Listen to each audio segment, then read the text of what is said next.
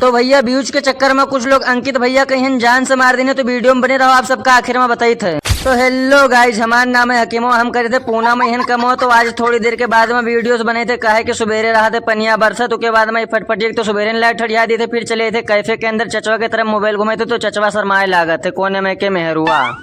चचुआ चाहे जितना शरमाए, लेकिन एक दिन उनका कैमरा के पास में हम लेके जरूर से एक फिर चचुआ के शरमाहट छोड़ के फिर चल दिए थे किचन की तरफ में। फिर पहुंचे थे तो ऑर्डर देखे थे, कुछ नहीं रहा था, तो फिर बैठ गए। तो थोड़ी देर बाद में ऑर्डर हमें मिल जाता है एक चिकन क्लब सैंडविच केनी। सैंडविच पर कोतमीर मार के नहीं दे दी थे भैया लोग। सैंडविच देख के तो भैया मुँह में पानी आए गवा हुई, मजाक करे थे यार गैस। इका दिए के बाद में फिर हमें मिल जाते एक चिकन बारबेक्यू बर्गर के नहीं, एक फ्रेंच फ्राइज के फिर योग दे दी थे। फिर कीमा पराठा के हमें ऑर्डर मिल जाता, फिर कीमा खा लेके के पराठा लगा देते पहले से। फिर चचुआ ले जाके नहीं टेबल पर हन दे देते।